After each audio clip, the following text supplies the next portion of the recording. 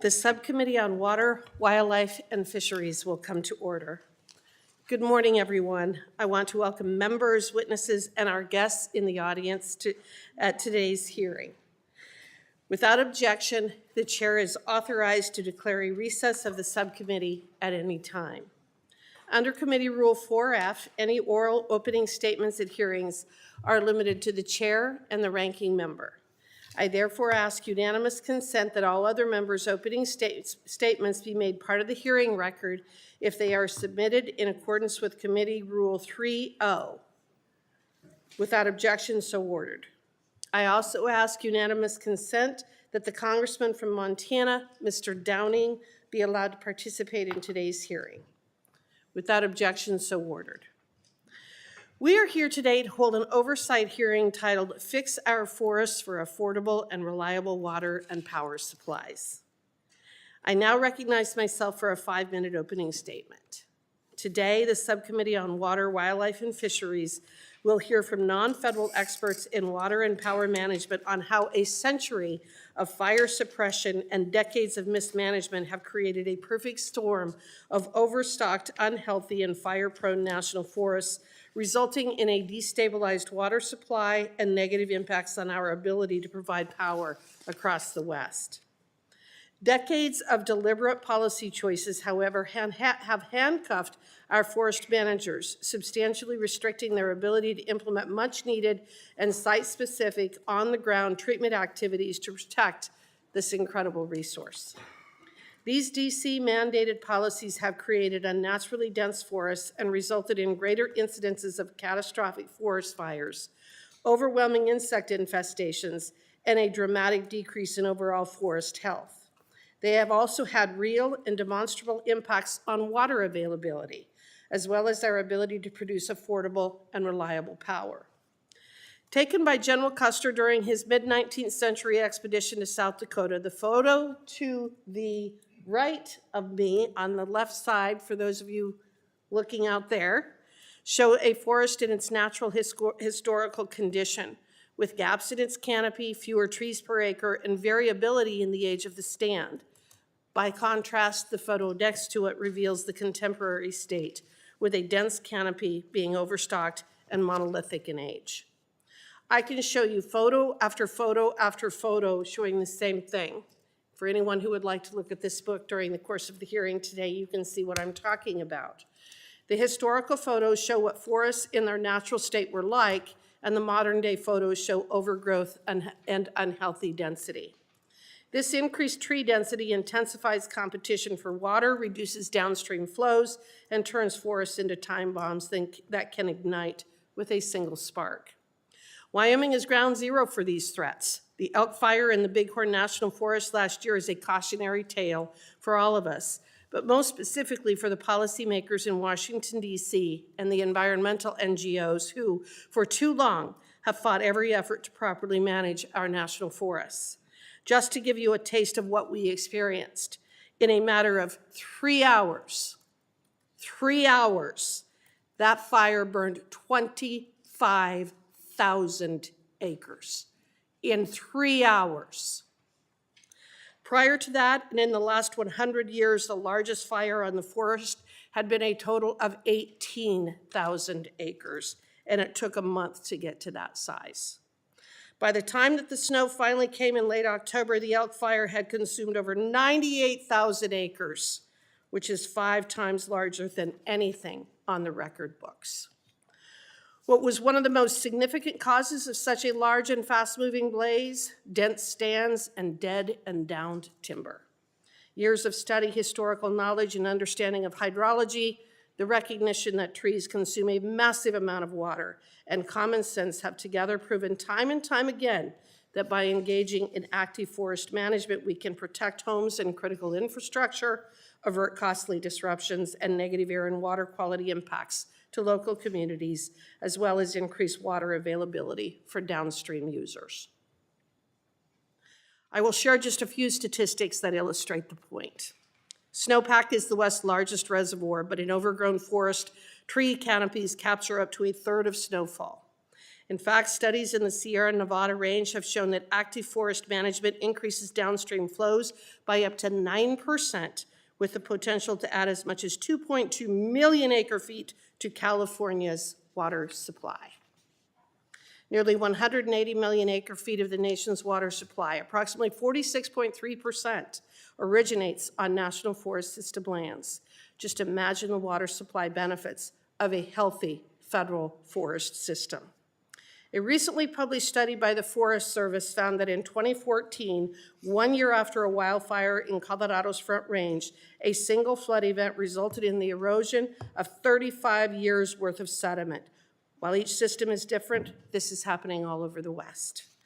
The Fix Our Forest Act, led by Chairman Westerman, addresses many of these challenges facing utilities by equipping forest managers with the tools to restore forest health, improving reliable water supplies, and protecting our power infrastructure ratepayers. The House has done its part in passing this critical legislation, and it is now incumbent upon the Senate to act. With that, I want to thank all of our witnesses, especially my constituent, Eamon O'Toole, for joining us today. Thank you all for being here to testify, and I look forward to a robust discussion. I now recognize Ranking Member Hoyle for her opening statement. Thank you, Madam Chair. First, I just want to make a comment on a great loss for this committee with the death of Congressman LaMalfa. He's unassuming, authentic, committed to his constituents and natural resources, and was willing to work with anyone whenever he could. He had a great sense of humor and a breadth of knowledge of many things. We used to talk about music all the time. He was kind and worked hard to make others feel included, and that is something that we don't often see here in this body. I know this committee and this body will be less for his loss, and I know I join others in saying that I will certainly miss seeing him. Today's hearing is focused on the connection between forestry and water supply, which is an important issue for my district and communities across the West. I'm lucky enough to live on the Mackenzie River, and I see firsthand how the health of our forests and rivers are deeply tied. Forests naturally filter our waters, reducing sediment, nutrients, pollutants before they enter rivers and streams. And our national forests capture and filter drinking water for 180 million people in 68,000 communities across the country. When our forests are healthy, they reduce flooding and deliver clean water downstream. Unfortunately, increasing temperatures, long-term drought, and forest mismanagement starting 115 years ago, certainly in the Pacific Northwest, of clear cutting and a non-scientific based conservation management policy at the federal level has contributed to wildfires with drier forests. And when wildfires burn at high intensity, they leave severe and long-lasting impacts on the environment. Vegetation stripped away, soils become unstable, landscapes are more vulnerable to erosion. The ground is hardened, so it's harder for us to get water up from the ground. And fundamentally, fish are affected because we need to have our forests on our streams so that we can keep our streams and rivers at the right temperature. Ash sediment and other contaminants wash into rivers and reservoirs, reducing water quality, damaging infrastructure, and increasing treatment costs for water providers and communities. And for all these reasons, water users need a seat at the table for forest management and wildfire conversations. Wildfire risk reduction and watershed restoration are essential to building resilience and protecting communities from catastrophic wildfires. We should continue to invest in successful programs like the Collaborative Forest Landscape Restoration Program, which just supports strong partnerships like the one in the Rogue River Basin in my district. We need collaborative solutions that balance conservation and restoration, which are the best tools to reduce wildfire severity, protect headwaters, and safeguard downstream water supplies. And I hope today's discussion helps us find that common ground. Thank you, and I yield back. Thank you. I now recognize Chairman Westerman for his opening statement. Thank you, Madam Chair. Good morning, everyone. Before I get to my opening statement, I'm going to make a couple of acknowledgments. Ranking Member Hoyle already mentioned the first one. This is our first committee business without our good friend and colleague, Doug LaMalfa. And, Doug was passionate about serving his constituents. He was passionate about rural America. He was passionate about the issues. But he was also had a big guy with a big heart and kind to everyone and always cracking jokes, always had a smile on his face. And I think everybody he knew had a nickname. He called me Westy when he would see me. Even he met my daughter one time and gave her a nickname and would still ask me about my daughter and use her nickname when he would ask me. So we're going to miss Doug. I think it shows us how life is precious and it's the brevity of life, and hopefully it encourages us all to do better with the time that we have here. And I just want to take a moment and have a moment of silence and reflect on the blessing Doug was to us and turn our thoughts towards his family and his loved ones.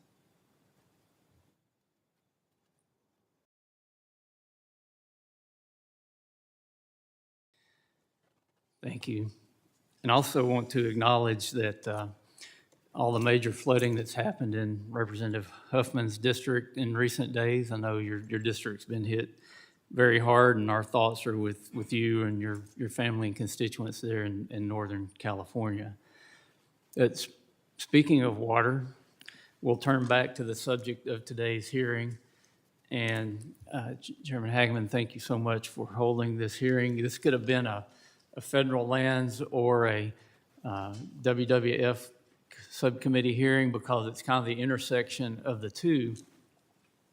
And if we look back to the first environmental conservative, or someone we would call the first conservationist, who the name was actually coined after Teddy Roosevelt, he understood forestry better than a lot of people understand it today, with a much less advanced body of research and knowledge about forestry. But he often called forests the lungs of the earth. They breathe in carbon dioxide and they breathe out oxygen. And I think most people who've had junior high science understand photosynthesis and they get that. But Roosevelt also recognized that forests were pretty much the kidneys of the earth too. And he made statements talking about developing the West, how that the only way we could successfully develop the West was to protect the forest and the watersheds of the West. A lot of great foresight into I think were very profound words that Roosevelt talked about when he talked about taking care of the forest and the watersheds. And here we are many years later talking about taking care of the forest and the watersheds. There's a lot of science out there that we now understand about the interaction of forestry and soil health and soil protection, which gets back to the protection of watersheds and all the things that live in the watersheds. And probably no more critical time than ever than right now to be talking about how we do our part in making sure that these natural systems function to the highest performance possible because of the water issues, and especially in the West. But it's not just the West. When I was in forestry school, we went to Massachusetts, to the Quabbin, which is a very highly managed forest that regulates the water quality and quantity going into these reservoirs that feed the city of Boston, and somebody had great foresight to put that system into place. And you don't hear about water shortages in Boston. You don't hear about water quality issues in Boston because the right things were done for managing the forest. The same thing with the watersheds that feed New York City. There's been a lot of work done in our country in these areas in the past. But when we look at the broader spectrum, the Forest Service says that approximately 80 million Americans get their drinking water from national forest, and in the West, the national forest system lands make up 19.2% of the land and account for 46.3% of the surface water supply. While more comprehensive West-wide data are unavailable, in 2021, a report by the state of California found that nearly 40,000 miles of bare power lines exist in areas at greater risk of wildfire in California alone. Forested watersheds support agriculture. They feed the rivers and the reservoirs and generate hydropower. When forests are healthy and well managed, they reduce runoff, they reduce erosion, and they store water like a sponge, and they release it gradually throughout the year. When they're neglected or mismanaged, the consequences show up downstream. Our water systems, our power grids, and our communities all suffer when those watersheds are not managed properly. I've had the opportunity to travel many places in the country, many places around the world, and look at the interaction of forested watersheds and water supply, and I can tell you it's different everywhere. It's different in Arkansas than it is in California. I've been in Idaho, in northern Idaho, where the slopes were 70%, and they were doing forest management practices that would never work in my home state because the soil would erode off in heavy rains. But when your moisture comes in snowpack, if you don't let the snow get to the soil where it can gradually melt and get into the hydrology of the soil, you lose it through evaporation. So if you have very thick forest, which holds the soil together very well, if you're not getting the water in the soil, you're defeating the purposes there. But we understand those things. There's no reason that we're not managing these watersheds for resiliency and for water protection and water production. I think we have great opportunity in our country to do that. We can do a much better job than we've been doing. We just have to have the will to make that happen, and that's why I'm glad we're having this hearing today. I look forward to hearing the testimony. Thank the witnesses for being here, and I yield back. Thank you, Mr. Chairman, and I now recognize Ranking Member Huffman for his opening statement. Thank you, Madam Chair. I'd like to join my other colleagues in just honoring Doug LaMalfa for a moment. I want to agree and associate myself with all of the things that have been said. Those were great descriptions of Doug and his wonderful qualities. I go back 20 years with Doug LaMalfa. He's my Northern California neighbor, and we served together in the state assembly. So I thought I'd just share one of the kind of iconic, funny Doug LaMalfa moments that I always think of. When we were first in the assembly together, one of our colleagues was Karen Bass, before she was the mayor of Los Angeles, before she became the Speaker of the California Assembly. She was just one of our rank and file colleagues, and I remember being in a conference room with Doug, and Karen walked in, and Doug just casually nodded and smiled and said, "Bass-o-matic, good to see you." And the young people are too young to remember the Saturday Night Live skit with the Bass-o-matic, but Doug LaMalfa was like this archive of anything funny in pop culture, and he always had just a charming, funny thing to say. That was one of those, and he backed it up because I know he later invited Karen, when she became Speaker of the Assembly, up to his farm and got her in a huge combine and drove her around his rice farm and just really enjoyed showing her around. That was who Doug was. He stood tall, literally and figuratively, and we'll miss him. So the topic before us, I know a lot about fire. Anybody in Northern California does. We all know people and loved ones and communities that have just been devastated by wildfires. We all have watersheds near us that have been damaged, critical infrastructure that has been put at risk or wiped out. And just yesterday, of course, California and all of us marked the one-year anniversary of the massive fires in Los Angeles that many families are still reeling from. So it's important to have these hearings and conversations. But if we're serious about reducing wildfire risk and protecting communities and water resources, we do have to be clear-eyed about how we got here. And we have to focus on the real responsible solutions, not repackaged political agendas. Fire has long been an integral part of many Western ecosystems. Long before our national forests were established, indigenous people were using fire to steward the lands. I think we understand that now. These low and moderate intensity fires reduced excess vegetation, supported biodiversity, maintained healthy forests and watersheds, and reduced the risk of the more catastrophic fires that we're seeing all too often today. But with the Western settlement came a significant shift in management policy, and it was marked by federal agencies using what they called the 10 a.m. policy, this sort of suppression everywhere all the time approach to fires, and putting all of them out by the next morning. Fires were basically treated as a nuisance rather than a natural, necessary process. And let me be clear, 10 a.m. is the right thing to do sometimes, but it's not the thing to do all of the time, everywhere, because if that's your only solution, you're going to end up setting the conditions for long-term harm and long-term danger to communities, ecosystems, and watersheds. So today we're living with the consequences of some of that short-sighted policy. Decades of suppression have created unnaturally high fuel loads, dense forest stands, stressed ecosystems.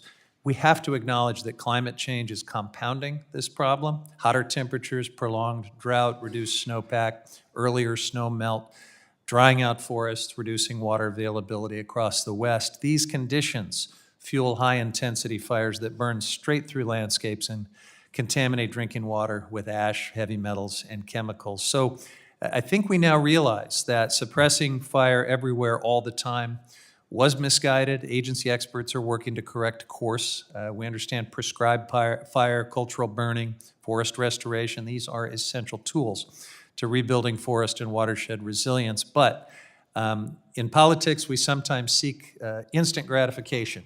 We sometimes seek to put things on a bumper sticker.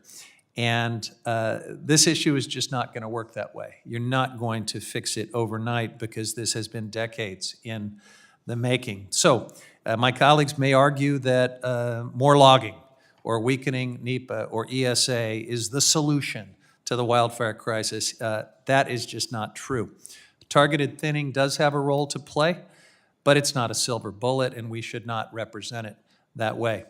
Poorly planned logging can actually increase wildfire risk to communities. That's because commercial logging tends to target larger trees that are actually more resilient to fire, and it leaves in their place smaller vegetation, litter, fuels that most often actually fuel deadly wildfires, threaten communities, and impact watersheds. What we need is a holistic, science-driven approach that prioritizes forest and watershed health first, and that means expanding prescribed and cultural burning, applying targeted thinning where appropriate, restoring riparian areas, investing in resilient infrastructure, and protecting communities without sacrificing the ecosystems that sustain our water supply. So many of us have been trying to lead on this work through the infrastructure law and the Inflation Reduction Act. We made historic investments in these strategies. Unfortunately, the Trump administration and our friends across the aisle have taken us backward on a lot of that. They consistently advocate for weakened environmental protections, cutting federal funding for many of these tools and for the land management agencies and that we depend on for Western water and the management of our public lands. So I look forward to our conversation, Madam Chair, but it's important to emphasize that if we genuinely want to protect communities and our watersheds, we have to take a holistic approach that is grounded in science indigenous ecological knowledge as well, and not repeat the mistakes of the past. I yield back. I will now introduce our panel of witnesses. Mr. Eamon O'Toole, a Director of Family Farm Alliance Board of Directors from Savory, Wyoming. Mr. Travis Deal, the Chief Executive Officer of the Colorado Springs Utilities from Colorado Springs, Colorado. Ms. Madeline McDonald, the Senior Watershed Scientist at Denver Water from Denver, Colorado. And Mr. Randy Howard, the General Manager of the Northern California Power Agency, a member company of the American Public Power Association from Roseville, California. Thank you all for being here today. And I'd like to remind our witnesses that under committee rules, they must limit their oral statements to 5 minutes, but your entire statement will appear in the hearing record. To begin your testimony, please press the button on the microphone, and we use timing lights. When you begin, the light will turn green. When you have 1 minute remaining, the light will turn yellow. And at the end of 5 minutes, the light will turn red, and I will ask you to please complete your statement. I will also allow all witnesses to testify before member questioning begins. I will begin with our first witness and my constituent, Mr. O'Toole, and thank you for being here today to share Wyoming's perspective on this important issue. I now recognize you for 5 minutes. Thank you, Chairman Westerman, Chairwoman Hageman, and Ranking Member Hoyle, along with the members of the subcommittee. Family Farm Alliance would like to give their condolences for Mr. Lamalfa. He was a giant in California agriculture, and he will be missed. I am a fifth-generation family rancher from South Central Wyoming near Savory, and we run in Northwest Colorado along with South Central Wyoming and in about 5 counties there. And we raise cattle, sheep, horses, dogs, and children, and not necessarily in that order. I'm also a member of the Family Farm Alliance and on the board of directors, and we believe in partnerships. We're a grassroots organization of family farmers, ranchers, irrigation districts, and allied industries in 16 different Western states. I'd like to talk mostly about where I live on the Colorado River, and I live at the very headwaters of the Colorado River. But like I said, we're in 16 Western states, and so there's a lot of things that go on in the West that aren't necessarily on the Colorado, but I know the Colorado the best. There's 40 million plus people that get their drinking water from the Colorado River. There's at least 5.5 million acres of farm and agricultural land on the Colorado River. Up to 80% of the runoff on the Colorado River is snowmelt. 70% of that starts in Wyoming, Colorado, and Utah. Experimental forest projects can yield up to 25% by doing mastication and mechanical work and the right kind of prescribed forest fires with better overall function of the watershed. Nearly 90% of people on public water systems in Western states get their water from some sort of, that comes from federal lands for a portion of their drinking water supply or whatever that use is for your utility. Wildfire creates dead, unusable trees. It's dangerous to the public and the permittees, wildlife and livestock. Soil runoff, and it threatens the water infrastructure that so much money comes from here in Washington, D.C. to build this Western infrastructure that's so important to the lifeblood of the West. I'd like to talk a little bit about carbon. And in the last 40 years, the U.S. has gone up in acres burned by 600%. We have lost our ability to sequester carbon on the national forest lands. And I think in 2025, we went, there was 100 million tons of carbon was released because the forests are not functioning correctly. Fire suppression exceeds $4 billion that the federal government spends, and that doesn't include what local and state governments have to spend. There's several things, and I'd like to list 6 of them for restoring forests with mechanical thinning and prescribed fire. Increase forest resilience, stabilize carbon storage, reduce catastrophic fire risk, increase ecological diversity, provide wood products, and increase water yield. There's a group that my late father, Pat O'Toole, put together called the Headwaters of the Colorado, or the HOC. There's 44 different partners across every landscape type and many land users. They're accelerating forest treatments and increasing funding for forest management activities. The HOC is in 2 states and 2 50,000-acre forest watersheds, the Route and the Medicine Bow Mountain Medicine Bow Forest Service lands. Their goal is to filter and store water, support livestock production, sustain wildlife and fisheries, sequester carbon, and support economically viable local communities. And to me, that's what all of this is about. How do we keep our communities in states like Wyoming, Colorado? There's so many small little communities that are so important. And if we lose those, then we lose the lifeblood of where all these forest permits and forest grounds are. There usually is not a large city in these areas. It's the small communities that are the lifeblood of our states. And if we can bring back logging and different kinds of opportunities to these small communities, we have a future for the West. Thank you. Thank you, and just as a point of personal privilege, Mr. O'Toole's father and grandfather served in the state legislature with my father for many, many years. So I've known this gentleman for a long time. I now recognize Representative Crank to introduce his constituent, Mr. Deal. Thank you, Madam Chair. Travis Deal is a good friend of mine, and he's someone who spent his life in service, first to our country as a United States Marine, and now to the people of Colorado Springs as the CEO of Colorado Springs Utilities. And under his leadership, Colorado Springs Utilities operates one of the largest municipally owned Forest Service utilities in the U.S. They provide electric power, natural gas, water, and wastewater services to nearly 500,000 people.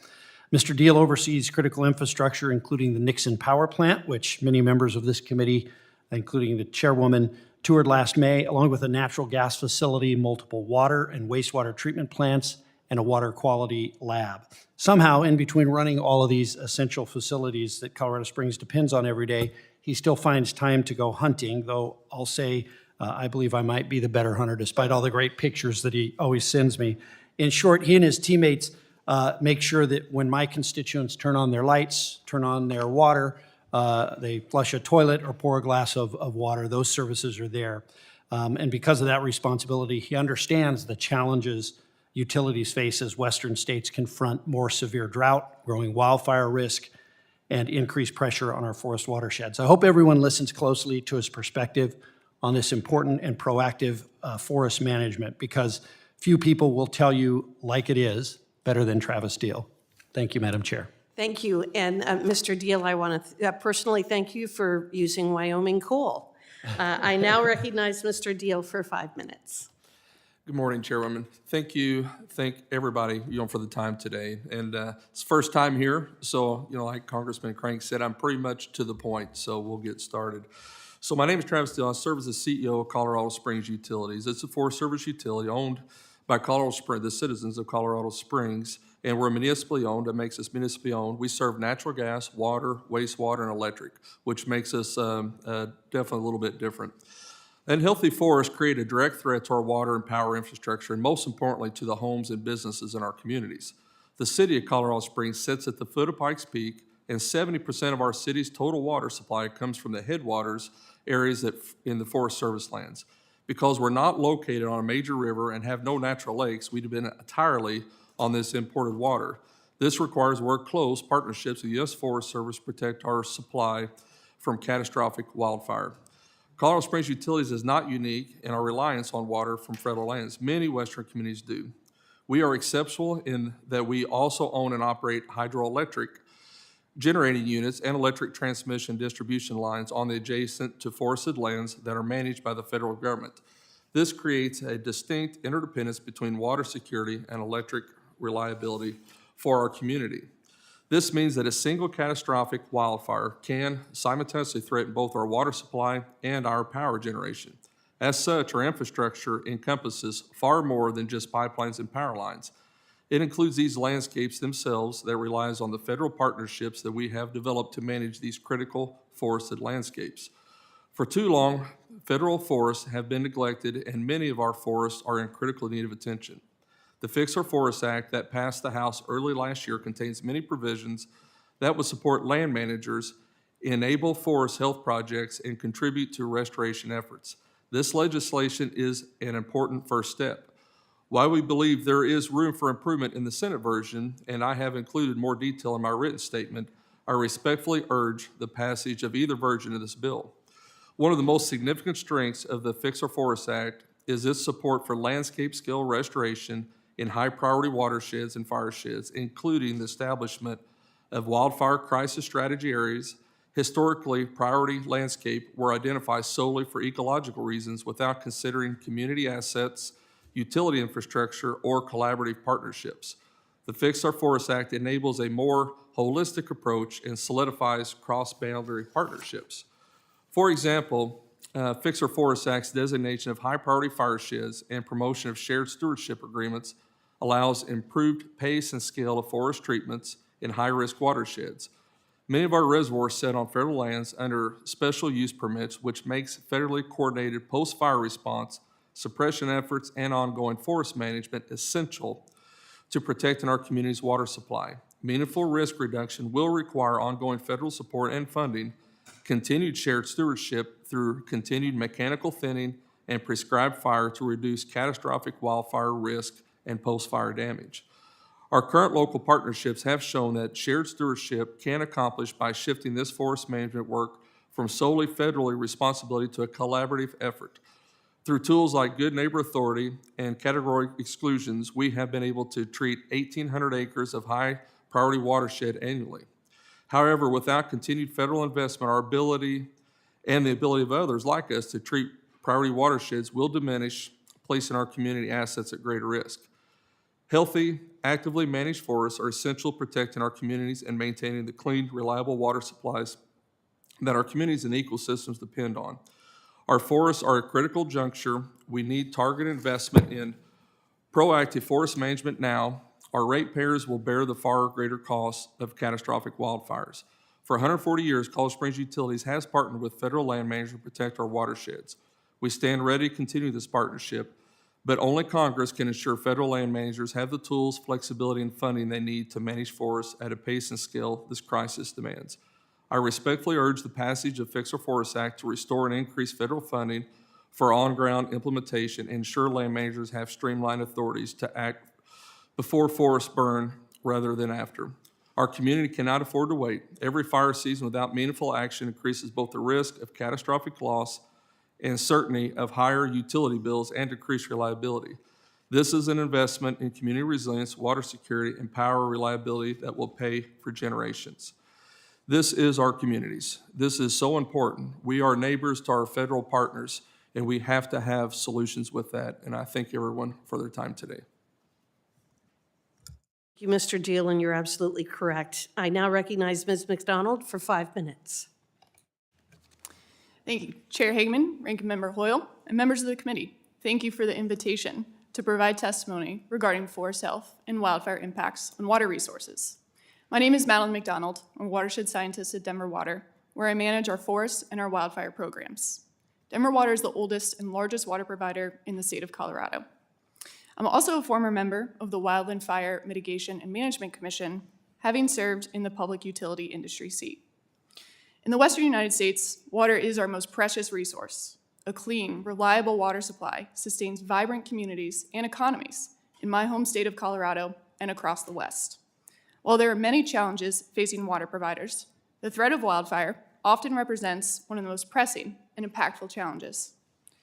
At Denver Water, we know this firsthand.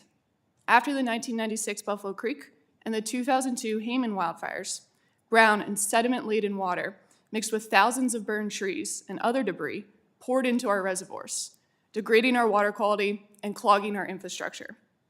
These fires produce extraordinary challenges to maintaining the delivery of clean water to our 1.5 million customers. In the aftermath of these fires, Denver Water and partners across Colorado took action. Denver Water adopted a proactive approach to watershed and forest management by creating the From Forest to Faucets partnership.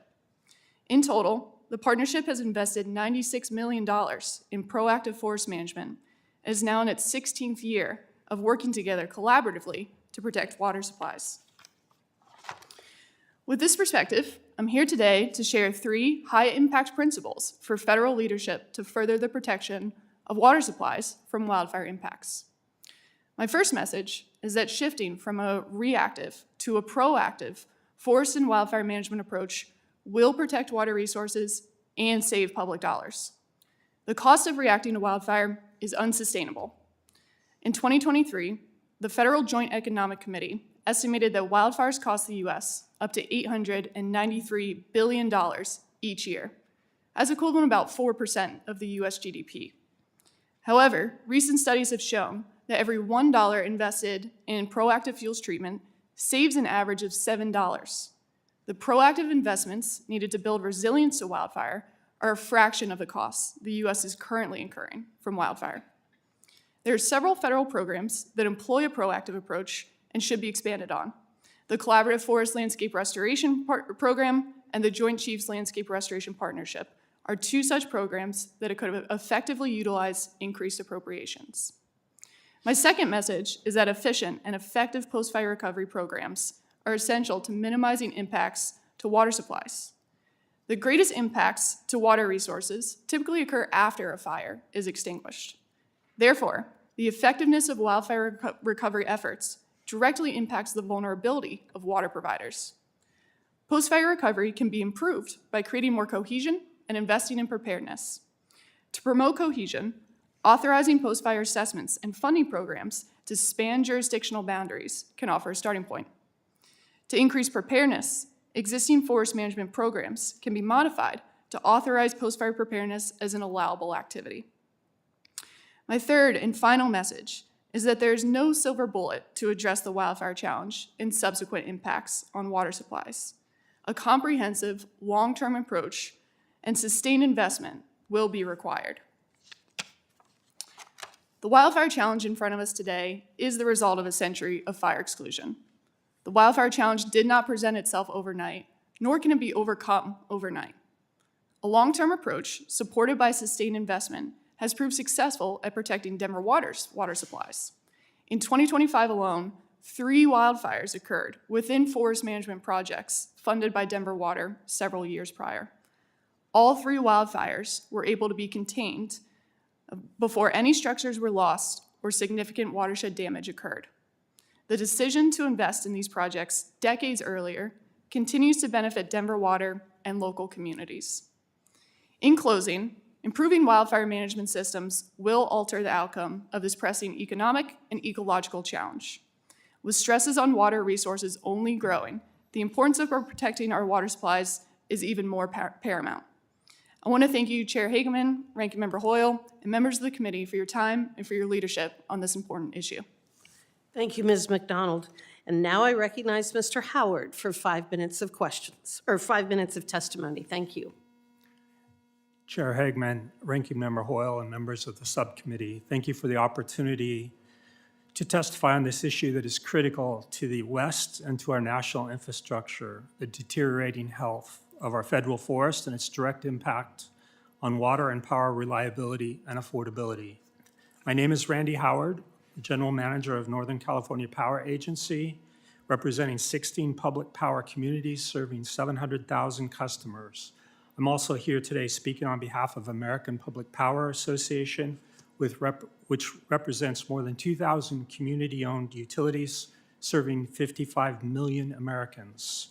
Before I begin, I would also like to acknowledge the late Congressman Doug LaMalfa.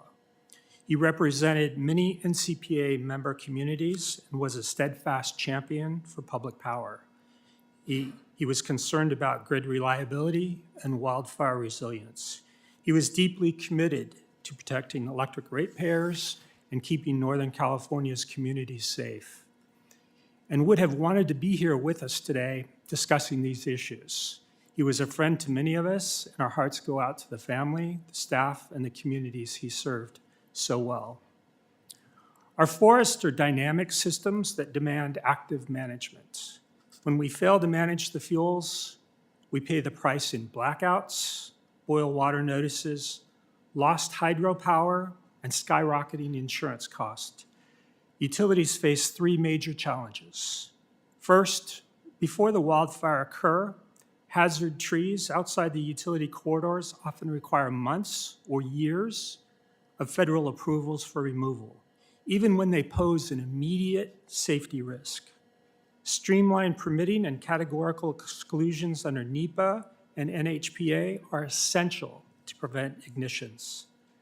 Second, during wildfires, utilities must de-energize lines for public safety and aerial firefighting, sometimes triggering widespread outages.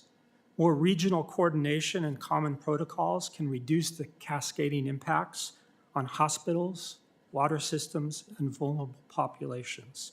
And third, after the wildfires, the sediment and debris that we've heard about, they are choking our reservoirs, they're reducing our water quality, and our ability to generate hydropower.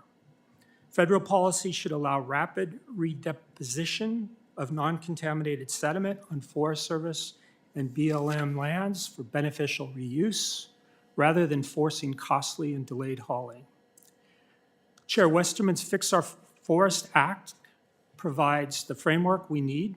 We need streamlined hazard tree removal, alignment of federal treatment with utility hardening, and expedited post-fire recovery. We strongly support the passage. Finally, affordability matters. Strict liability regimes expose utilities and ultimately the customers to catastrophic cost, even when utilities comply with approved wildfire mitigation plans. Congress needs to explore fault-based liability standards and a federal wildfire risk pool to stabilize cost and allow investment in prevention rather than litigation. In closing, utilities are committed to hardening the grid and operating conservatively. But without timely access and authorization, our efforts are constrained by process rather than by performance. With proactive forest management and liability reform, affordable and reliability can be more than a hearing title. It can actually be reality for our customers. I thank you for the opportunity to be here, and I look forward to your questions. I want to thank all of the witnesses for your testimony. What each of you are bringing to the hearing today is incredibly valuable. You each have a slightly different perspective on some of the issues and challenges that we face, but your testimony has been very powerful today. It's wonderful for someone who's been advocating for active forest management for these reasons for several decades to finally be sitting in a room with the experts who can confirm that this is imperative for the Western United States and really the country as a whole. So thank you for your testimony, and I'm now going to turn to the members for their questioning. I'm first going to recognize Chairman Westerman for 5 minutes.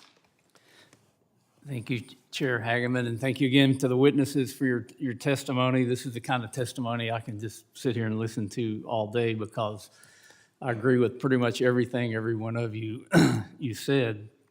But I just want to quickly go down the witness table and ask, what do you think is the one thing Congress can do in the near term to address the threat of catastrophic wildfires and the threat to utilities in the West? Because I think you all, in one way or the other, said that healthy, resilient forests are important to protecting these watersheds and utilities, but what can Congress do to help make that happen?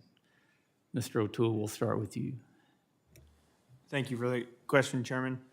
I'd like to, start with a quick story. On our ranch, we run cattle and sheep, and we have about 100,000 acres of national forest permits that we graze on in the summertime. And some of them, all of them, have major problems with down trees and dead trees, trees that have been caught on fire that are dangerous to ride through, livestock, recreate, any of those things. So with help of the Headwaters of Colorado and our local conservation district, We've done mastication work on our Wyoming forests, where we have great help through the Forest Service and our partnerships with the headwaters of the Colorado that have been put together. And by going in there and doing this mastication work, which is basically a D8 that, I'm sorry, I'm going to have to move a little more quickly, but you're basically Okay. saying mechanical thinning. yep, mechanical thinning. And yeah, so we've got to get on the work, get the work done on the ground with work at the grassroots level. Mr. Deal?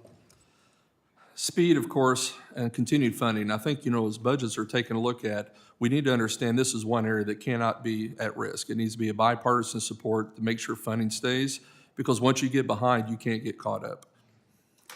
Ms. McDonald?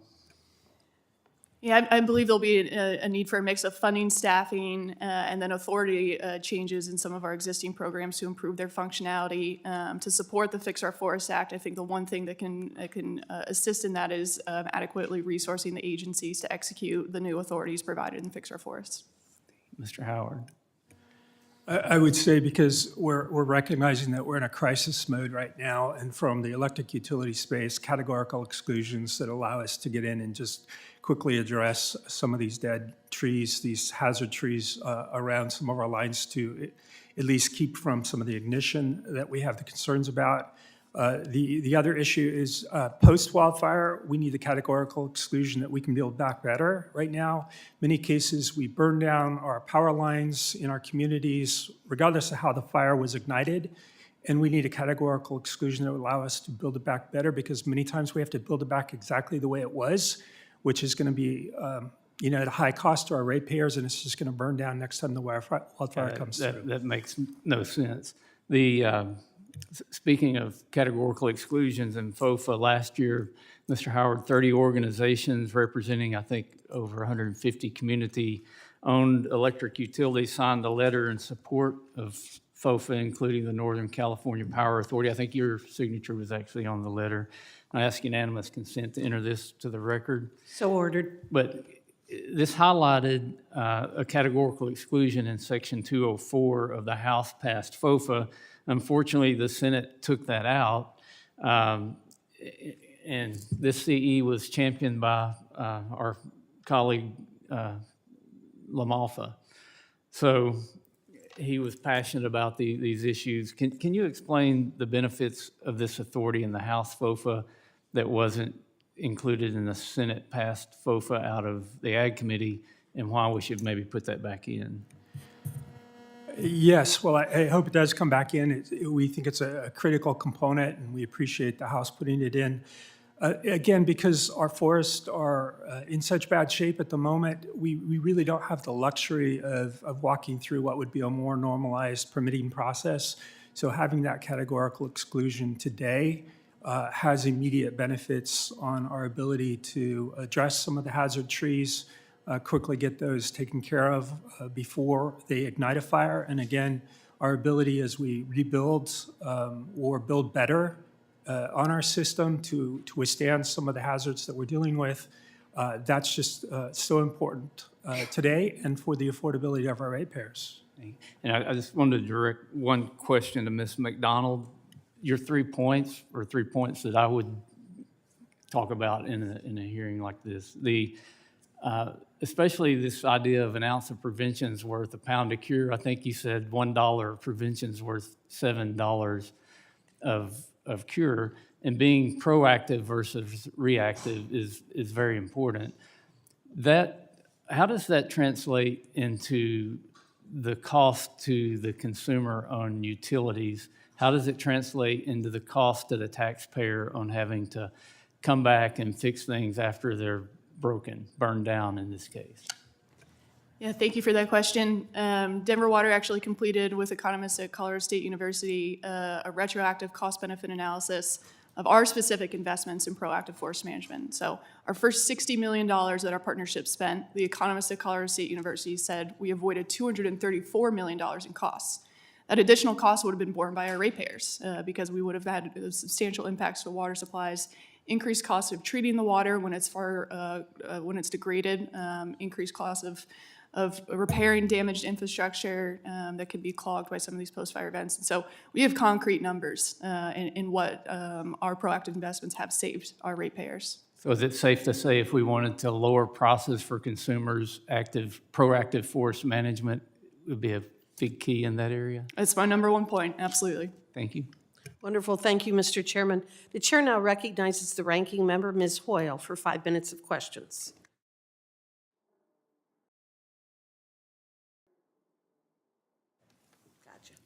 Thank you. Thank you very much.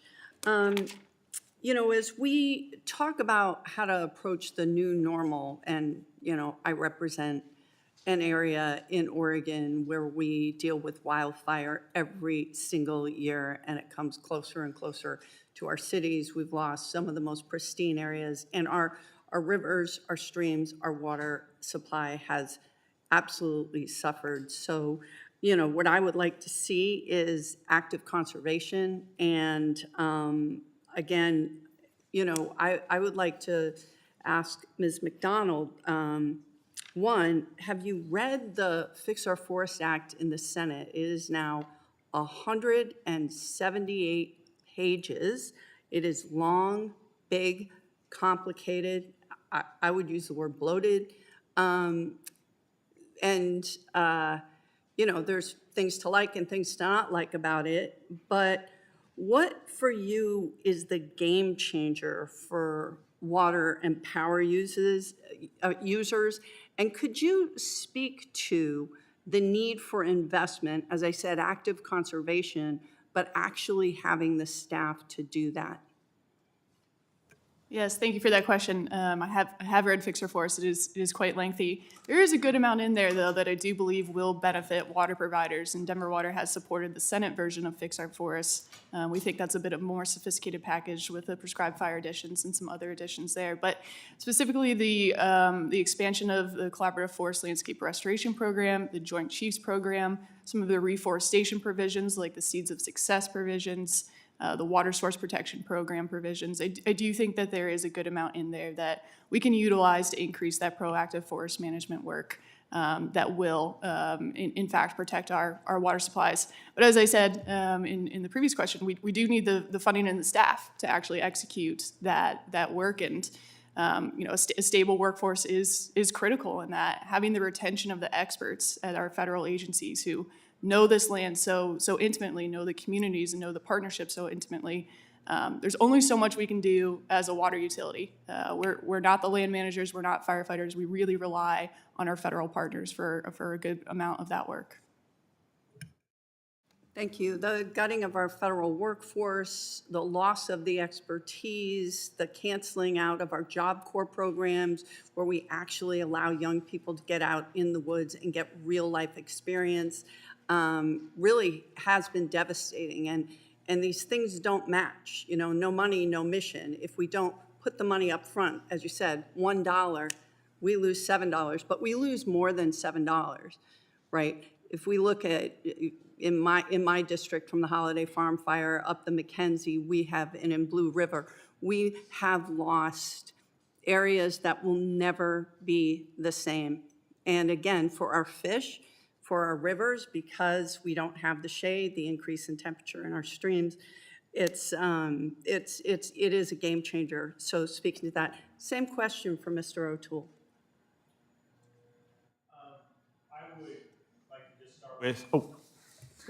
I would just like to start with passing Fix Our Forest Act is, you know, the first thing. A lot of things it's a very complex issue, and I imagine that's why it's gotten to 178 pages, because it's not something that can just be figured out overnight. With one, there's got to be a lot of tools in the toolbox for this. So I think once again, we just grassroots, getting people on the ground. We have issues at the local level, especially with the Forest Service, where you know, there's a lot of great ideas that come down. We have a lot of tools, and then you get to one guy that has to sign off on it, and then boom, it's stopped. Nothing's happening. Mm-hmm. So that would be a great way to work the next step there. So for you, the game changer would be one thing, one game changer. What? Yeah, get everyone on board on the federal government side to help get these things continued through. The one guy at the very, one of the last steps of paper sign off on the, let's just say the Forest Service side, and he doesn't want to sign it, that everything from, that all the great work everyone's done has stopped. All right, thank you. And again, why the Senate did what the Senate does. We can't speak to the Senate, we are the House. But it's very different. And again, I will just reiterate that the lack of, the loss of expertise and manpower in our federal workforce has been devastating, and I hope we can find bipartisan support to put feet back on the ground so that we can do that active conservation. Thank you. I now will ask my 5 minutes of questions. Mr. Howard and Mr. Deal, as we have heard from each of you today, the failure to manage our federal forests disrupts water and power supplies throughout the West. Could you please each describe from your perspective how dense and overgrown forests and catastrophic wildfire impact ratepayers and utility customers? First, Mr. Deal. Yeah, so we take a look at mitigation efforts. So as we invest in our electric infrastructure, making sure that we have, so when a line comes down, basically you're going to have a circuit interrupter where you don't hopefully have an ignition point. But that's only so much. Technology only goes so way. We have to make sure we continue to invest in enough effective fire breaks and exclusion areas around our electric equipment, especially in those forested areas. All of those help. So technology alone can't fix it. We have to have mitigation efforts. We do a lot of tree trimming, a lot of clearing with that. That is cost to the ratepayers, but just like we've said many times, like even Ms. McDonald said, we have a lot of dollar amounts as well that prevention absolutely, trumps, on the backside of it, trying to get things fixed afterwards. And we also can't stress the impacts to our communities when it gets into fire insurance for the residents. Mm-hmm. So, we talk a lot about cost to the utility companies, but we cannot forget the cost to our neighbors and communities in our mountain areas is increasing where some not even get insured. So we have to show those insurance companies we're doing proactive efforts in those areas around to make sure we're keeping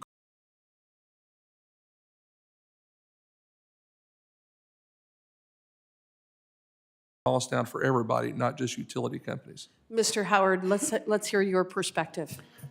So I would echo my fellow panelists, but I would add to that, with an unhealthy forest, from a utility perspective, we have to be a little more trigger happy when we get to a public safety power shutoff approach, because we have too many trees, we have too many dead trees near our power lines, and so when we have this incoming extreme weather event, we have to be prepared to shut off, and that has a direct impact on the utility, but also to the ratepayers, to all the businesses that we have to shut off, but we have to keep our communities safe.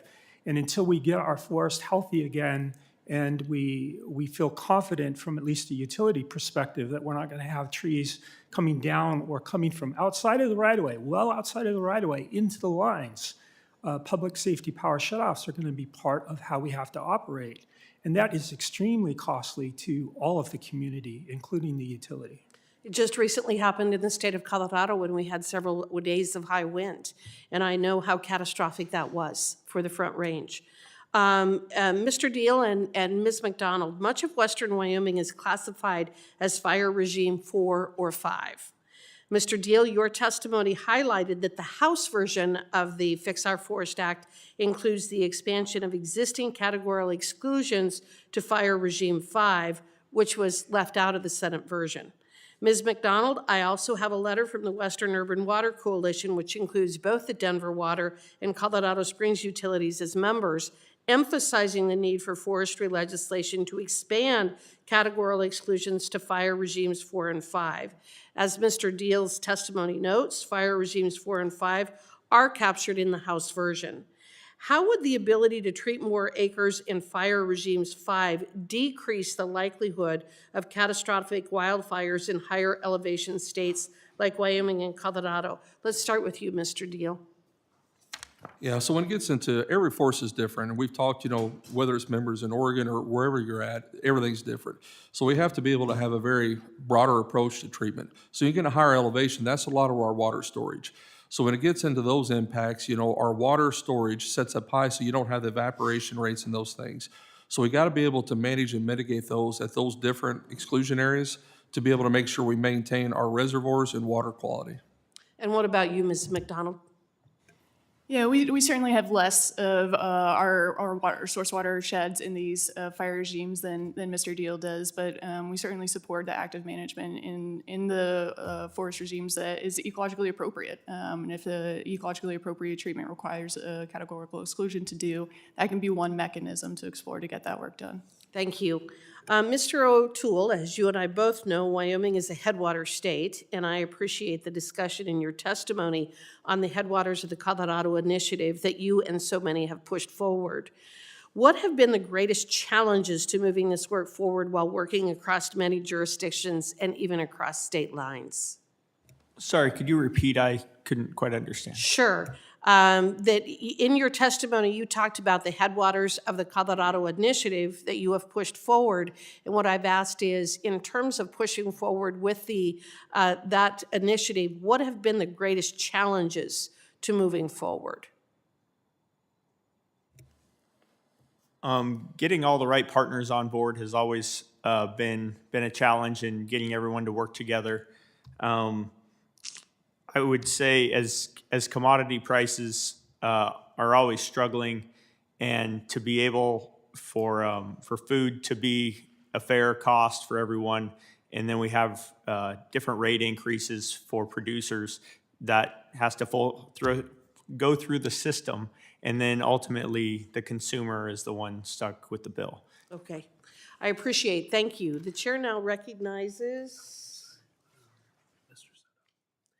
The chair now recognizes Mr. Soto for 5 minutes of questions.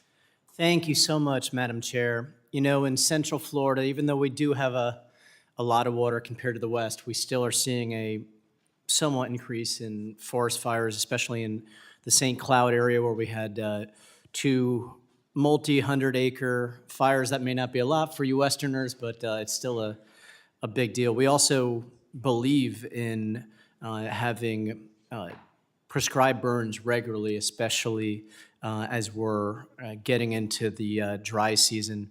3 Lakes Wildlife Management Area is one of those areas in my district that is home to some endangered species and near cattle ranches. We also have been getting more serious dry seasons from October 15th through May 27th and facing moderate drought conditions. We also have had to work on improving water supply because of shifting seasons. Ms. McDonald, what barriers have you seen as in Colorado in establishing water projects and maintaining forests? What bureaucratic barriers have you seen?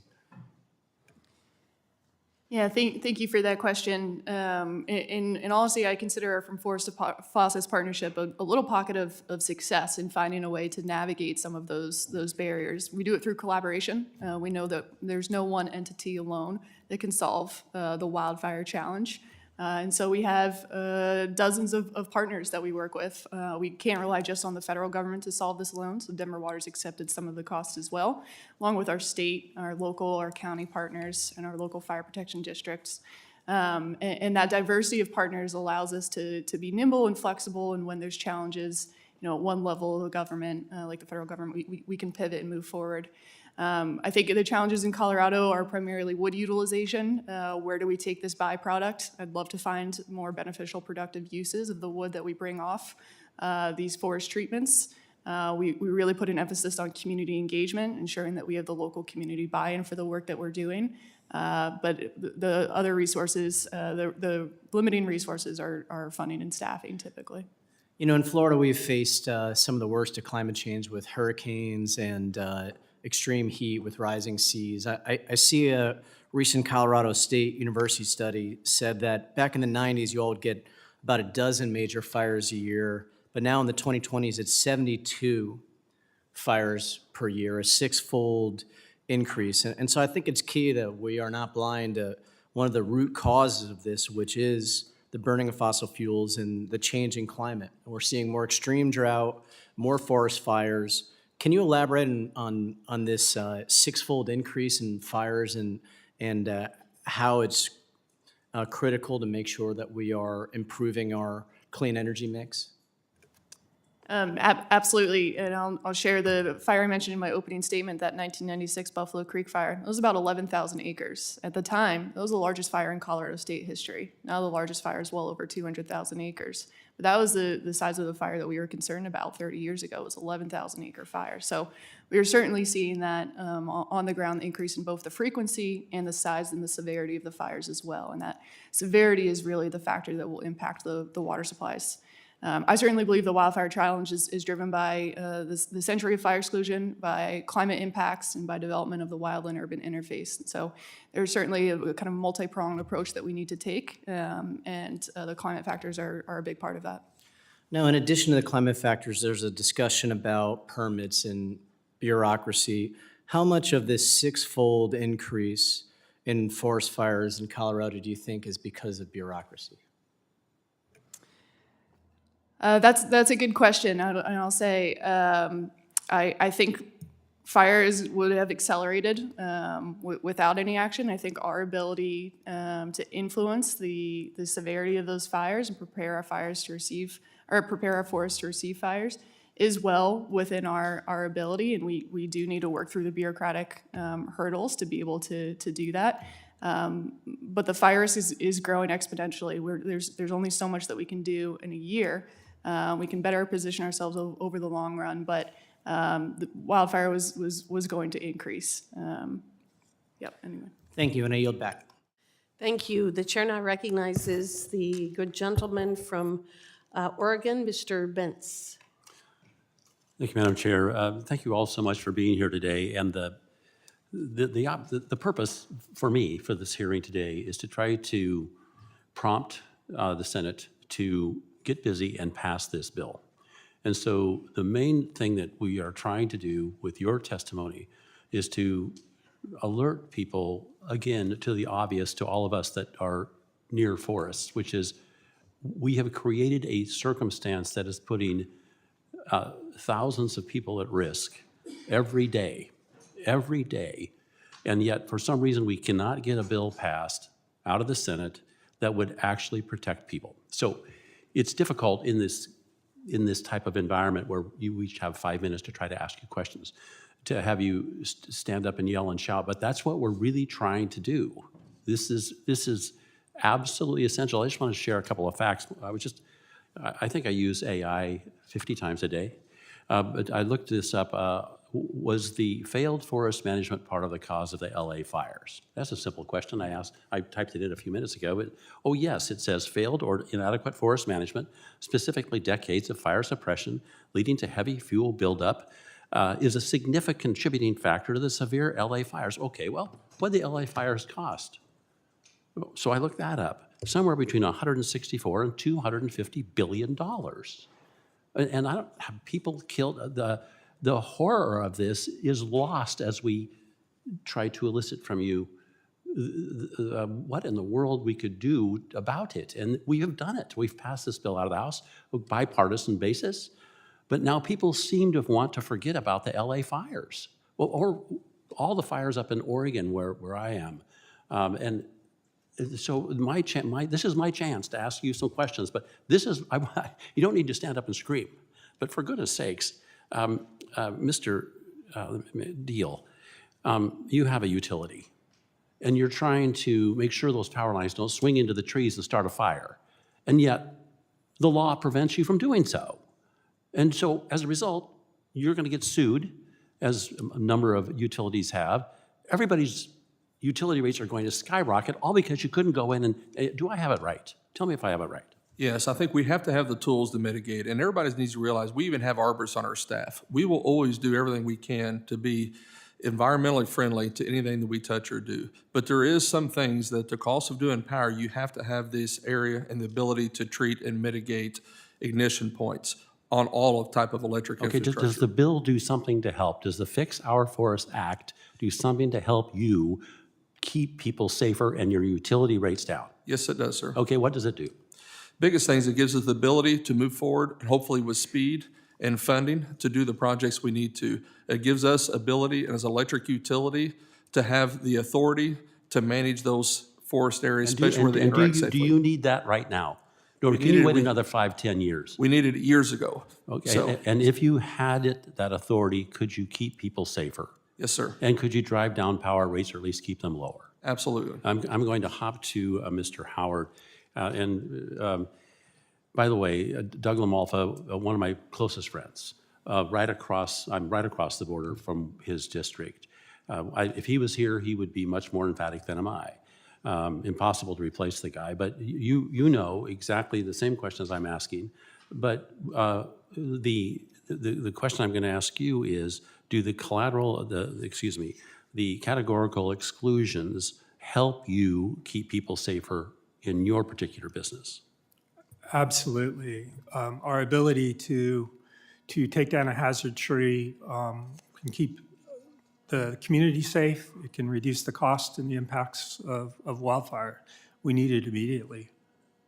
So the one other thing that I really want to draw out from all of you is the increasing cost of insurance, because everybody is paying more. Some is between $10,000 and $20,000 a year in California and other places.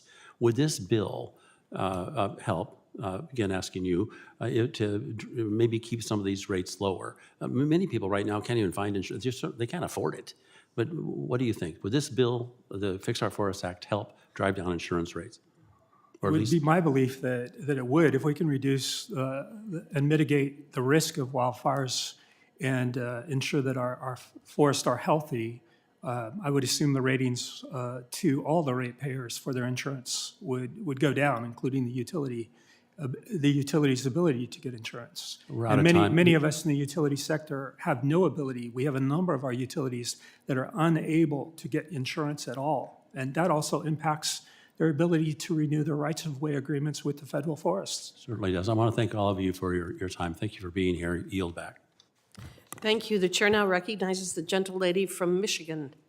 Thank you, Madam Chair. And I can't begin my questions without looking at my dear friend, Mr. LaMalfa's seat. I miss him. He was a great, great man and a good friend to me always, and was really there for me when John died, and he loved cars. So I love him. With that, America's public lands are central to our way of life, offering space to hike, hunt, fish, and connect with our national heritage. Today, these shared lands are under threat, which we all agree on here, from chronic underfunding and staffing shortages to the catastrophic megafires to attacks against bedrock environmental laws like the National Environmental Policy Act and the Clean Water Act. As a founding member and vice chair of the Public Lands Caucus, I know how vital these lands and waters are to communities throughout the nation. National forests are the single most important source of water in the United States, and they supply clean drinking water to about 20% of the country. A recent U.S. Forest Service study conservatively estimated the value of watershed services from the national forests and grasslands at $3.7 billion annually. With this in mind, we must ensure that we take every step possible to manage and restore our public lands and waters, not hand them over to loggers. So my question is going to build on this. Ms. McDonald, could small forest fires like those that we see in Michigan pose a risk to drinking water resources? Thank you for that question. I do believe so, and as I mentioned in the previous line of questioning, the size of the fire matched with the severity of the fire, and then the interconnectedness with your water system are all factors to look at. The interconnectedness meaning how close is it to a tributary that contributes to your drinking water supplies. If a fire burns severely and with that high level of interconnectedness, you will likely see impacts to your water supplies. So from your experience, what are the main threats of wildfires on watersheds, and how can proactive management mitigate these risks?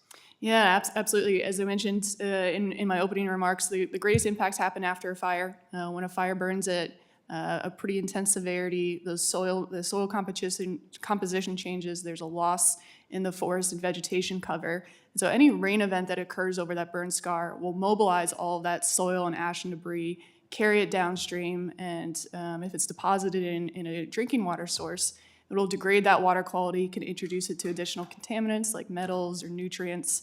And then there's the potential to clog your infrastructure, to reduce your storage capacity in your reservoirs or block any conveyance infrastructure. So there's pretty extreme impacts that start in the watershed and then result in impacts to your water collection and conveyance systems.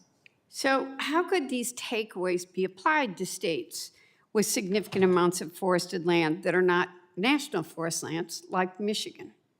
Yeah, absolutely. I think maybe one of my first takeaways is if you're collecting water from a fire-adapted ecosystem, fire is going to occur. But action taken proactively can minimize the severity of that fire and the impacts on your water supplies. I think maybe one of my other lessons learned from our experience is that recovery is going to take decades. Recovery is not a sprint, it is a marathon, and we are still seeing impacts from the fire that occurred 30 years ago. We're still incurring costs from the fire that happened 30 years ago, and sometimes federal programs aren't built to span a 30 years worth of recovery. I think action by Congress, by investing in the proactive management and investing in that long-term recovery, would be very beneficial. So the Wildland Fire Mitigation and Management Commission report recommended dedicated funding for the Natural Resources Conservation Services Emergency Watershed Protection Program. Can you explain what this program does, and you're not going to have a lot of time, why the commission highlighted it, and how it helps communities respond to the post-fire watershed changes? Yeah, thank you for that question. That was a very important recommendation to me. That program provides funding and technical assistance to any non-federal partners to help restore watersheds. It is a critical program often used by water utilities for watershed rehabilitation post-fire. We recommended some changes, such as having a dedicated funding source for the EWP program. Currently, there is not a dedicated funding source, and it leaves some vulnerability and questions of whether that funding will come through. We also want to increase the flexibility of that funds to be able to use on non-federal and federal lands alike, and then potentially lowering the match requirement so our communities have more access to that program. Thank you. Thank you, Madam Chair, and I yield back. Thank you. The chair now recognizes the gentleman from Colorado, Mr. Crank. Thank you, Madam Chair, and I'd like to thank my colleague, Ms. Malloy, for allowing me to cut in line because I have to run to do something else. But we'll try and arrange for the University of Colorado to lose to the University of Utah or something in exchange. Probably won't be hard. Anyway, wildfire risk today is not a mystery. With advances in modeling, weather forecasting, we can anticipate dangerous wind conditions. We can identify areas of elevated wildfire risk well in advance. In fact, I can pull up a Forest Service map right now on my phone showing Colorado's current wildfire risk. The problem isn't awareness, it's that we haven't managed our forests at the pace required to match that risk. The solution to reduce wildfire risk, manage forests responsibly, and support healthy ecosystems are included in the Fix Our Forest Acts. This is the point of this hearing. Yet it's been over a year since the House passed this bill, and in that time, Colorado has experienced its worst wildfire season since 2020 with more than 200,000 acres burned. That's not an abstract situation for my community. We're facing a growing pine beetle outbreak in Pike National Forest, just west of Colorado Springs. The Front Range cannot afford to wait another year. Failing to manage our forests puts lives, homes, businesses, military installations, and critical utility infrastructures at risk. Again, I want to thank my friend, Mr. Deal, for being here today to highlight the work Colorado Springs Utilities is doing to protect our community. And I have a question, Mr. Deal. As you know, Governor Polis recently announced the creation of the Ponderosa Mountain Pine Beetle Task Force to bring together local, state, and federal partners to address the growing outbreak threatening the Front Range. From your perspective, are these specific provisions in the Fix Our Forest Act that would be particularly helpful, or are there provisions that would be particularly helpful for this task force as it works to combat the pine beetle outbreak? Yes, Congressman. I think anything that we can do to be able to get ahead of these, basically the trees are dead and they're standing there, so it's a huge fire risk. So the quicker we can get in and get to remove these dead trees and get them out of there so we don't have more ignition sources will help. And there's a lot within this bill that absolutely will help support that initiative. The Colorado Springs has experienced its share, as you know, of devastating wildfires. The Black Forest Fire came within yards of my own home. And our region's been impacted by the Waldo Canyon Fire, the Hageman Fire. What lessons has Colorado Springs Utilities learned from these wildfire experiences that this committee should consider as we work to improve federal forest management policy? I think prevention, as people start looking at forest mitigation, whether you use mechanicals, whatever tools you use to thin the forest down, to get it back to the natural state, people can visibly see that. And I think now that they've seen the burn scar of unmanaged forest versus what a true managed forest can look like, I think that's where people are starting to be open to forest, mitigation, and making sure we have that healthy forest is needed. But whenever you look at outside the landscape of Colorado Springs, you see that burn scar, it reminds you every day of what those lessons learned. I know the question came up of forgetting about the LA wildfires. Those individuals will never forget it. Everybody's going to see that for decades to come. And it should be an always reminder we have to be preventative on our forest management. Yeah. Mr. Deal, thank you for coming in for your testimony today, and thanks for all you do for our community. Thank you. Madam Chair, I yield back. Thank you. The chair now recognizes the gentlelady from Utah, Ms. Malloy. Thank you, Madam Chair. Thank you all for being here. You've been a great panel. I agree with the chairman. I could sit and listen to this all day. It's really validating for all of us up here, I think.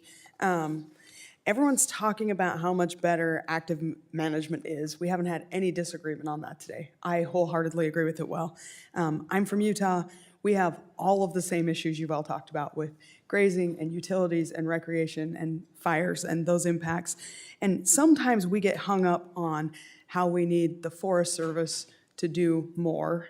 And it's tough to get a big federal agency to change directions, to change policies. I mean, that's our job, but it's still tough for us to do sometime.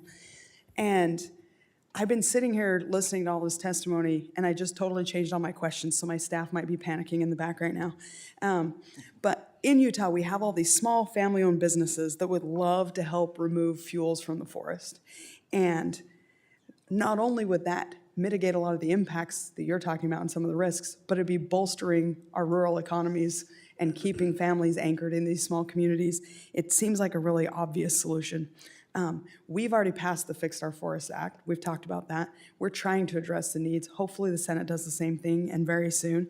And luckily right now, we have an administration that's been innovative and been willing to sign agreements with states and local governments to allow them to participate in more active forest management. The Forest Service is willingly participating. And sometimes a smaller solution is actually better. We try these big, large solutions for national problems, and I think we're getting smarter about that and working better with local governments, because the state of Colorado might need something different than the state of Utah or the state of Wyoming. And I guess I just want to ask, Mr. O'Toole, earlier you said the biggest thing that you need is help with getting the right partners on board. How helpful would it be if it was your state in the driver's seat when you're trying to get these things done and get the right partners on board? The state of Wyoming is already being proactive in the legislature and putting money towards working on our forests, not waiting for the federal government. So I think that the state of Wyoming is always a #1 resource for the state of Wyoming. You cannot fix million-acre problems with 100-acre solutions. Thank you. And I'd just like to open it up to the panel. Don't make me regret doing this, but do you have any experience with these agreements, and how helpful have they been in addressing some of the problems that keep you awake at night? Yeah, I'll jump in here. So in many cases, the coordination has been more of a challenge for California and Northern California in particular. We're surrounded by federal lands, and a lot of our transmission and distribution assets go through those federal lands. So we've been working hand in hand with the Forest Service and the BLM to attempt to do a lot of the mitigation work. Some of the challenges is the rules at BLM are different than the rules at the Forest Service. Even though a single line could go through both of those federal agencies, you have to deal with it differently. They have separate permits, and the permits are different timelines. So we've been trying to get them to standardize some of those as we work together. When they go in and do a forest management project, it's the ideal time for us to get in on a power line and say, harden that line, put in steel poles, covered conductors, relays, and other types of equipment. And a lot of times that doesn't get coordinated very well. So Fix Our Forests Act addresses some of those really key strategies of coordinating together and tries to get us to work a little better together. So when we go in, we sweep through an area, and then that area should be less fire prone, and we can move on to the next high risk. And so that's one of the reasons that we've really been promoting that Fix Our Forests Act as well, because we think there are some really strong provisions on that coordination activity. Thank you.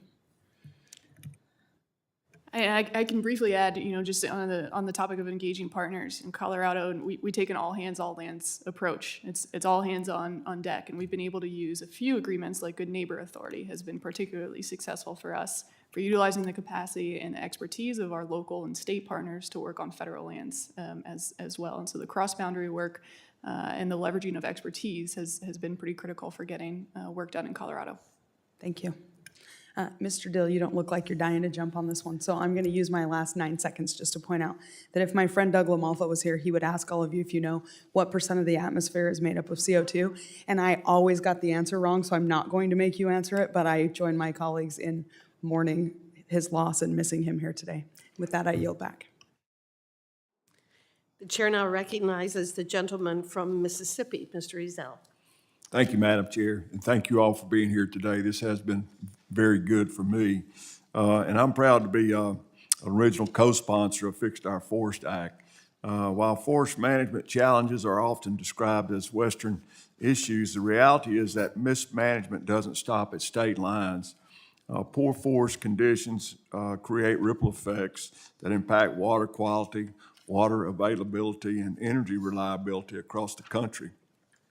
In Mississippi, we have nearly 20 million acres of forest land, which are largely privately owned and actively managed, which has been a help to us to avoid the large-scale challenges seen with some of the larger federal forest footprint.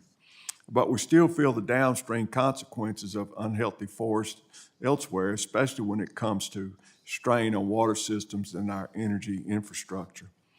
Mr. O'Toole, based on your experience working with producers, landowners, and rural communities, how do forest conditions and management practices affect water quality and water availability in states with extensive private forest land like Mississippi? The way that the lands around forests managed are imperative to how the forest quality is. And when there's a forest fire, for example, soil erosion is a major problem, along with, in the West, most of the water systems for both cities and rural communities come from reservoirs. And when you have soil erosion and runoff that can take large debris and other things, it can not only affect the irrigation side of things, but also the local towns and cities because of the amount of debris that can be blocking where the water comes out, and the deliverables are so much slower. We don't have a whole lot of private land in the state of Wyoming, but decisions made and actions taken on private lands can be more quickly done than on federal lands, and I think that's a great opportunity for states like Mississippi. Thank you. And how would providing land and forest managers with better tools to address unhealthy forest conditions help protect water resources and critical energy infrastructure while supporting long-term affordability and reliability for the communities and businesses that depend on them? Yeah, the local communities in, when I think about Wyoming in particular, and Colorado, there's a lot of smaller communities that have really fallen down and had a tough time keeping the kids in the schools and the communities going at large, and they're relying either on local agriculture solely or some form of oil and gas or something like that. So to be able to bring back an opportunity to do carbon sequestration work, whether that be making balls and putting through bringing in dead trees, making these balls, and then putting seeds in them for reforestation, or doing logging, or having the people in the communities, that are running the restaurants and the hotels and all those things. All of a sudden, you build up a new community when you can start using your local resources to create a healthy community. Thank you. Finally, based on what you've seen work on the ground, what lessons from state-led or private forest management could be applied to federally managed lands? Speed. Speed would be my number one answer. We really get hung up on the federal bureaucracy, especially on the local level. Yeah, thank you. Madam Chair, I yield back. Thank you. The chair now recognizes the gentleman from North Carolina, Mr. McDowell. Thank you, Madam Chairwoman, and thank you to the witnesses for being here to testify before this committee today. This issue comes down to good land stewardship. I mean, that's what we're talking about today. And for too long, federal forest policy has focused more on the process than the actual results. And you're locking up land, you're blocking thinning, prescribed burns and responsible timber work did not protect our forests. It made them more dangerous. When fires do start, they no longer clean up the forest floor. They wipe out the wildlife, the habitat, and they destroy watersheds, and they threaten entire communities. And the Fix Our Forests Act takes a common sense approach, which is something that is very, very important to me because that's not hard. That a common sense approach is the easiest thing that we can do. And this helps land managers act earlier. It cuts through unnecessary delays, and it focuses on proven tools like thinning, prescribed fire, responsible timber management. And it recognizes that states, tribes, and local partners, they know these landscapes better than bureaucrats or folks in Washington, D.C. And they are best to be part of the solution. I think one of the things that the chairwoman and I have really enjoyed talking about is the Endangered Species Act. That's not what we're here to talk about today, but it highlights a theme that the Fix Our Forest Act also touches on. That we are doing everything that we can as a government to make it harder for wildlife to flourish. I've spent the better part of my life volunteering for wildlife conservation. And what we're doing with keeping animals on the Endangered Species Act that are predators for everything else, we're killing those animals. We're killing deer by letting the gray wolf run wild.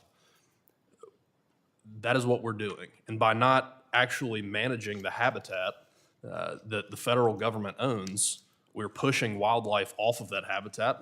We're taking away their food source, and we're killing them.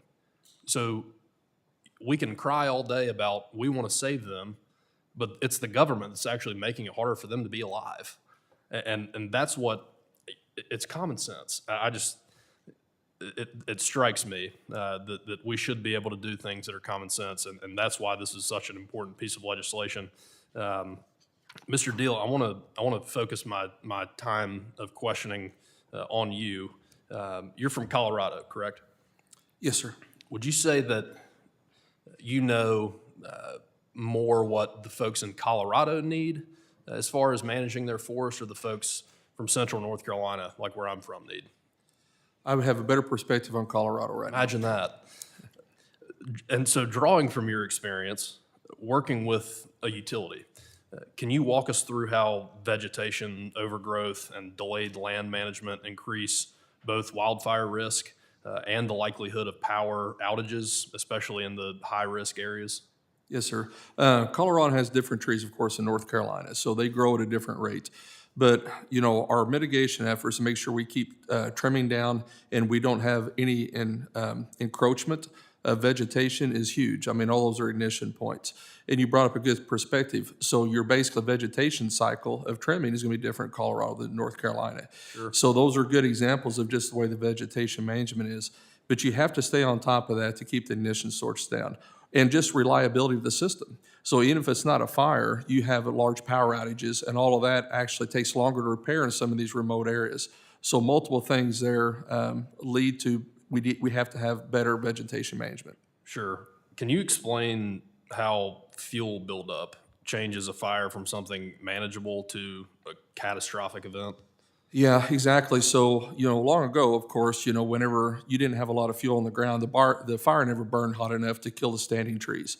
So whenever you don't get rid of that dead and, decaying wood fuel source, the fire gets so hot that it basically sterilizes the ground and kills everything standing. So that's why you see such a significant burn scar now, especially in western states, than you do anywhere else.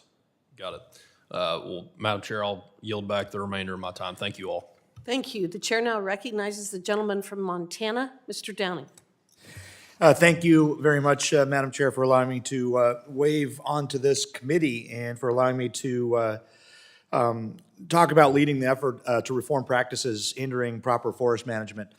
I'm a former land commissioner for the state of Montana, and so a little bit of experience in this. And one of the things that I really noticed is the state land that we managed was much more resilient than the federal land that wasn't as well managed, especially when we saw wildfire coming in, which would essentially sterilize a lot of the unmanaged federal land, and we had much less impact on that managed state land. So this is something that is front in my thinking. And for years, this country has implemented misguided legislation and regulations leading to that improper management of our forests. Fire-prone, federally managed forests threaten residential and commercial properties, energy infrastructure, water supply, endangering the livelihoods of citizens and businesses across the country. The Fix Our Forests Act directs reform in the right direction by prioritizing wildfire mitigation, forest and vegetation management, and reducing red tape for all parties involved.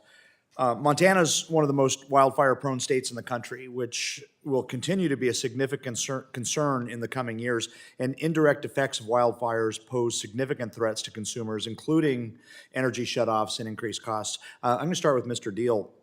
What are some of the indirect economic impacts that wildfires have on consumers who aren't specifically in burn zones? Yeah, so pretty much everybody covers the cost. So when, even those that aren't in those burn areas, when it gets into utility rates, it's sort of across your service territory. So even those that may not be directly impacted still have to have, still impacted through their rates. Right. And what reforms do you feel are necessary to reduce downstream effects for consumers? Yeah, I think the biggest thing is, get this act passed is a must, and it impacts water quality, impacts electric reliability and cost. And private insurance, I mentioned that earlier. I don't think people realize our western communities right now may not even be able to get insurance. So we have to be able to show our insurance carriers that we're working on fire mitigation steps as well as forest health management to hopefully start reducing and giving comfort to those insurance companies to keep costs down. Outstanding, thank you. I'm going to move to Mr. Howard. How can adverse policies and regulations negatively affect the efficient management and maintenance of vegetation on utility rights-of-way? Well, there's a number of things obviously related to, streamlining the permitting process, where it takes us a lot of man hours and staff hours to put in for the permits, seek the permits, continue to follow up, and still wait to get to cut some of the vegetation down. And then we have the other challenges where we have to leave the vegetation right on the forest floor of those rights of way. We're not allowed to remove it under the current provisions, and so we're looking to certainly have the ability to take that felled material and get it removed instead of leaving it for fuel for the next fire that comes through.